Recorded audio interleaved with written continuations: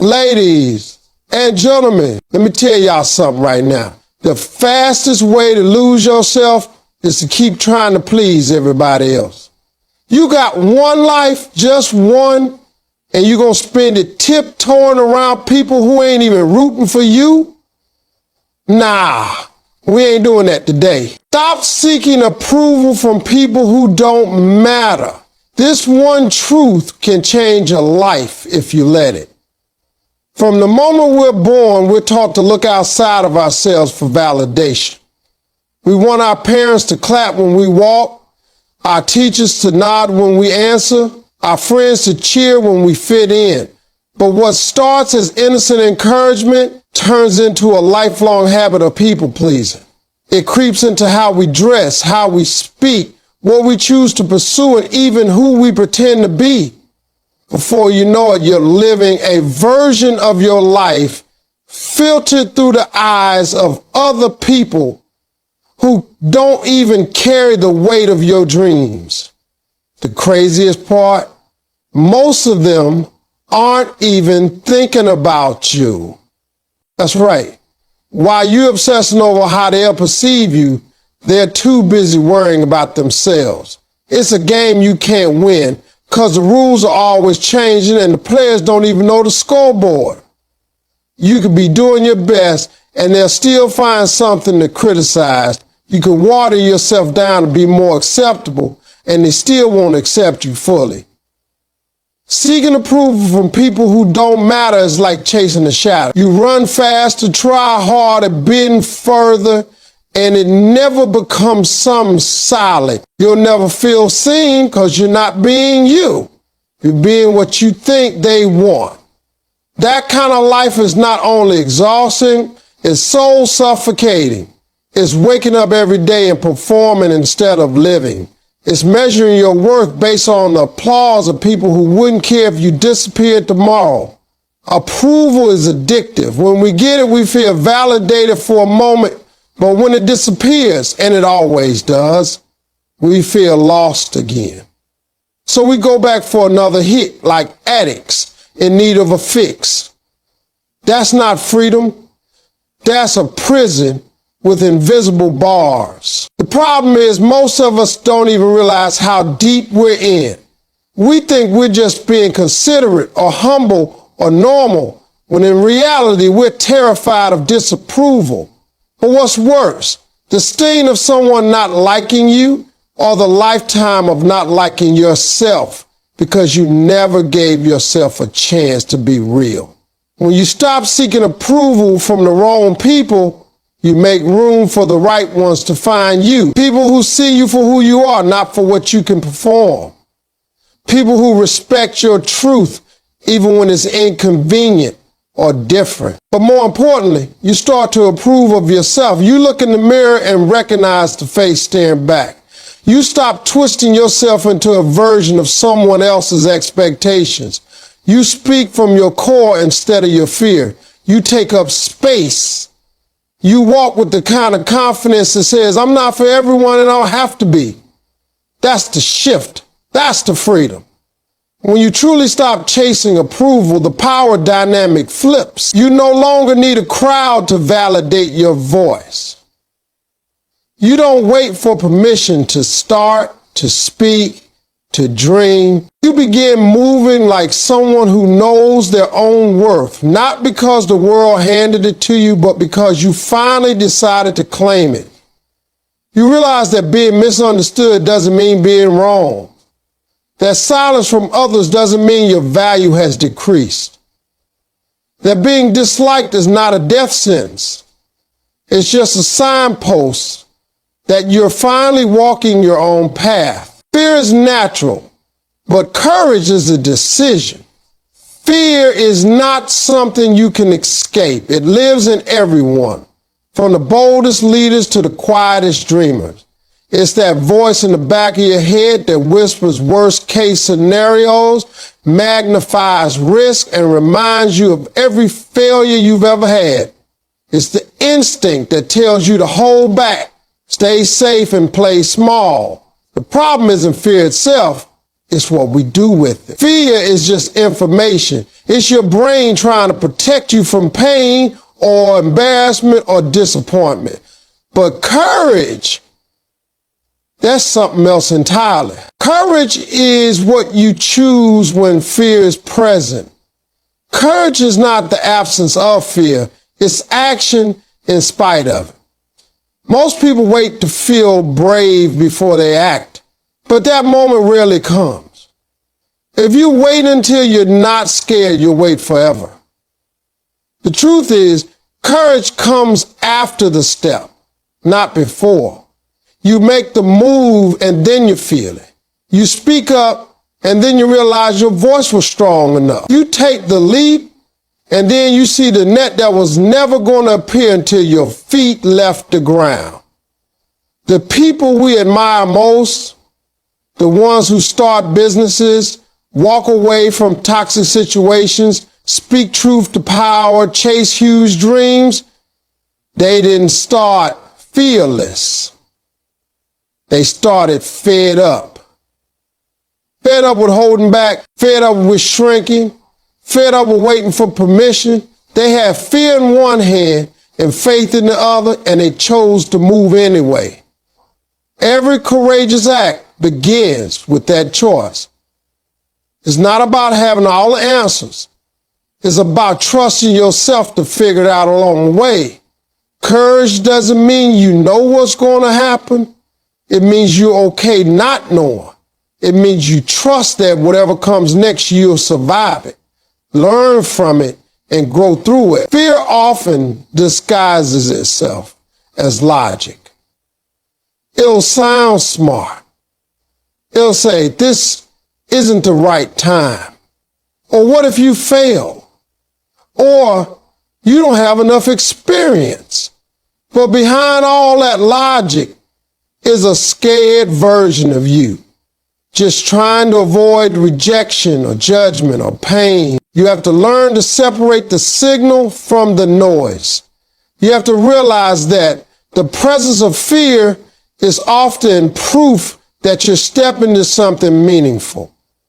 If it didn't matter, you wouldn't be scared. But what a tragedy it would be to let fear decide the course of your life. What would you do if you weren't afraid? What conversation would you have? What project would you start? What truth would you finally speak out loud? You owe it to yourself to find out. The courage you need isn't some magical thing that arrives in the mail one morning. It's a muscle. And like any muscle, it only grows when you use it. The more you face the fear and move anyway, the easier it becomes to push through the next time. Courage builds on itself. Every small act of bravery stacks up into a life that no longer answers to fear. Sometimes courage means taking a huge leap. Other times it's just showing up when it would be easier to hide. Sometimes it's saying no when used to saying yes. Sometimes it's asking for help when you used to pretending you got it all together. Whatever it looks like for you, understand this. Courage is not something you wait for. It's something you choose. And when you choose it enough times, it becomes part of you. Your life isn't a democracy. You don't need everyone's vote. One of the biggest traps people fall into is the idea that their life has to be up for public approval. It starts subtly, asking for opinions on what to wear, what job to take, who to marry, where to live. Before long, you're not living your life. You're campaigning for it, constantly hoping that the crowd cheers you on. But the truth is, your future does not need to be agreed upon by a committee. Your dreams do not need to be explained and justified to every person who raises an eyebrow. The moment you start seeking votes for your decisions, you lose ownership of them. You dilute your truth so it fits into someone else's comfort zone. You abandon your instincts because someone else doesn't understand them. You slow your steps because others haven't caught up. A democracy works great in government, but in personal growth, it's a disaster. When you make yourself accountable to every opinion, you paralyze your own movement. You start collecting voices in your head that don't belong there. Voices that question your worth, your direction, your timing. And many of those voices are coming from people who don't have to live with the consequences of your choices. The spectators in your life, not players. They don't carry your burdens. They don't share your dreams. And yet you give them the power to vote on your destiny.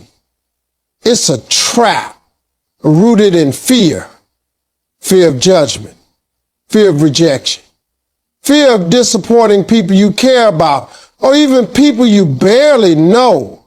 So you start to edit your life like a script that needs approval. You water down your voice to make it more palatable. You aim for what's acceptable instead of what's authentic. And you become more consumed with being liked than being fulfilled. But here's what happens when you stop needing everyone's vote. You free yourself. You begin to listen to your own voice again. You remember what it's like to trust your gut, to follow your fire, to build something just because it feels right to you. And yes, some people will disapprove. Some will distance themselves. Some might even criticize you openly. But once you stop trying to win every vote, their disapproval doesn't derail you. It doesn't define you. You understand that disagreement is not a threat, and validation is not a requirement. People will have opinions whether you succeed or fail. So you might as well do what sets your soul on fire. Some of the greatest breakthroughs in history, in art, in business, in culture, happened because someone dared to ignore the crowd. They didn't ask for a vote before they changed the game. They didn't wait for applause before they began. They simply believed in what they felt called to do, and they did it. That's what living is. That's what power looks like. The more you practice choosing yourself without needing permission, the stronger that choice becomes. You learn to stand on your own 2 feet even when the ground is shaking. You learn to carry your purpose even when no one is clapping. You learn that your life is not a popularity contest. It's a mission. And missions aren't voted on. They're lived out with grit, grace, and unapologetic focus. Rejection is not a reflection of your worth. It's redirection. Everyone fears rejection because we're wired to want connection, approval, and belonging. When someone says no to us, whether it's a person, a job, an opportunity, or a dream, we instinctively take it personally. We think it means we weren't good enough, smart enough, talented enough, lovable enough. We internalize the no as proof that something must be wrong with us. But rejection doesn't speak the truth about your value. It only speaks about alignment. Sometimes things don't work out because they're not supposed to. What feels like rejection in the moment may actually be grace in disguise. It may be life clearing the path so you can walk in the direction you were truly meant to go. The pain of rejection is real, and it cuts deep, especially when you gave something your all. You prepared, you showed up, you believed, and still it didn't happen the way you hoped. That hurts. But what hurts more is when we let that pain define us. When we let it become a wall instead of a window. When we let it tell us that we should stop trying. Some people carry their rejections like they're wearing them. It becomes their story, their excuse, their limitation. But rejection is not an identity, it's an event. And events are temporary. Just because someone closed the door on you doesn't mean your story is over. It just means you were knocking on the wrong one. Or maybe it wasn't the wrong door, but it was the wrong time.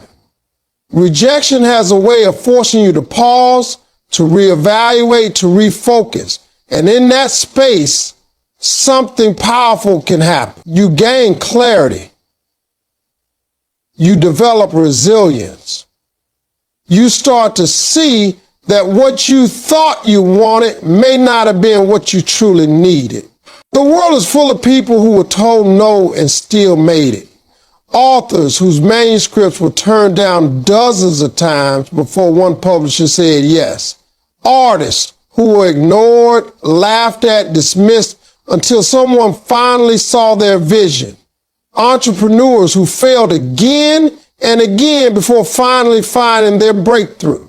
The common thread between them isn't that they never got rejected. It's that they didn't let rejection define their next move. They kept going. They kept building. They saw rejection not as a stop sign, but as a detour. When you stop seeing rejection as a statement about your worth, you start to take bigger risks. You stop playing it so safe. You begin to stretch into spaces that once scared you. Because you understand that rejection is not the enemy. It's simply part of the process, and often it's the part that makes you stronger. Think about the things that didn't work out for you, the job you didn't get, the relationship that fell apart, the opportunity that slipped away. At the time, it felt like failure. But now looking back, maybe you can see that those closed doors led you to better ones. Maybe the heartbreak taught you what real love should feel like. Maybe the missed promotion pushed you to create your own business. Maybe the silence forced you to find your own voice. Life has a way of removing what's not meant for us, even when we don't understand it in the moment. Rejection hurts, but sometimes it's the only thing strong enough to push us off the wrong path. Not every no is the end of the road. Sometimes it's just a sign that there's a different, better, bolder road waiting for you. When you stop taking rejection personally, you start taking it powerfully. You don't shrink from it. You study it. You don't let it shut you down. You let it sharpen you. You use it to build character, to build grit, to build faith. Because when you know who you are, no amount of rejection can take that away from you. Start showing up for you, not for the crowd. Too many people live their lives as if they're on a stage, constantly performing for an audience that may or may not even be watching.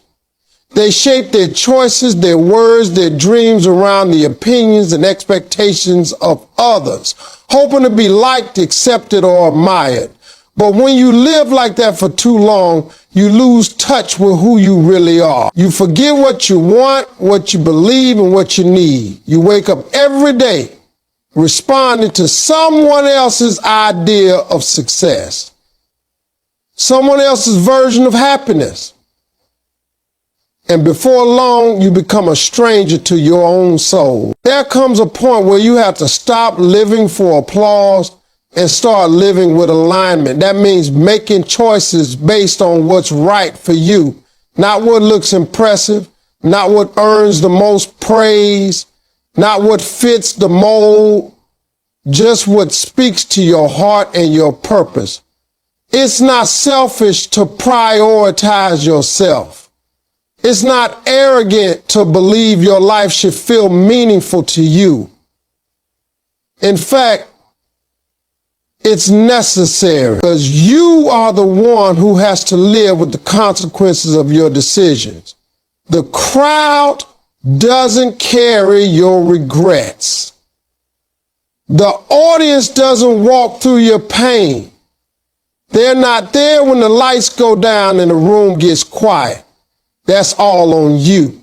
So why not live in a way that brings you peace instead of applause? When you start showing up for yourself, things begin to shift. You stop over-explaining your decisions to people who don't deserve a say. You stop over-committing to things that drain your spirit. You stop chasing validation like it's oxygen. Instead, you begin honoring your values. You take time for what fuels you. You listen to your own intuition and you move with intention. You start walking in a way that feels solid, rooted, and real. And yes, not everyone will like it. Some people will feel uncomfortable when you stop playing your old roles. They'll say you've changed or become distant or lost your edge. But what they're really noticing is that you've stopped performing. You've stepped out of the costume and into your true identity. Showing up for yourself means setting boundaries without guilt. It means saying no to things that no longer serve your growth, even if they once made you feel accepted. It means protecting your energy, your peace, your time. It means putting your dreams on the calendar, not just as background ideas, but as priorities. It means letting your own voice be the loudest in your head, even when other voices are shouting. It's a powerful shift, and it changes everything. You begin to discover that your worth isn't up for negotiation, that you're allowed to take up space, that your needs matter, even when they inconvenience others. And once you embrace that truth, you become unstoppable. Because nothing is stronger than a person who is grounded in their own identity. They don't need the crowd to cheer. They don't panic when the room gets quiet. They know who they are, what they bring, and where they're going. Life moves fast, time keeps ticking, and if you don't show up for yourself, you might reach the end of the road having lived a life full of performance but empty of passion. It's not too late to change that. The people who matter will adjust to the real you. The rest were only there for the mask. Let them go. Take up space. Be too much. Choose your truth. And from this moment forward, decide that every room you walk into, you're walking in as yourself, for yourself. You only get one life. Why waste it fitting into someone else's idea of normal? From a young age, we're handed blueprints for how we're supposed to live. Get good grades, go to college, find a stable job, settle down, stay quiet, follow the path. The message is clear. Don't question the system. Don't stand out too much, and definitely don't chase something that hasn't already been done.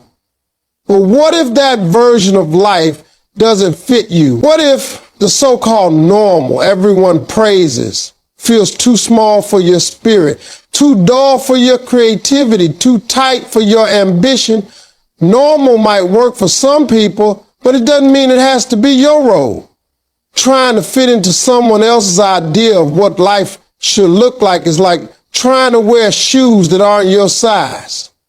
You can walk in them for a while, but eventually they start to hurt. They slow you down, mess with your posture, make every step uncomfortable. And still, some people keep wearing those shoes their whole life because they're afraid of being barefoot, of being exposed, different, or alone. But the truth is, your freedom begins the moment you stop trying to walk like everybody else and start carving your own path. There's no trophy for following the script. There's no reward for playing small. And there's definitely no peace in living someone else's version of your life. People will try to box you in.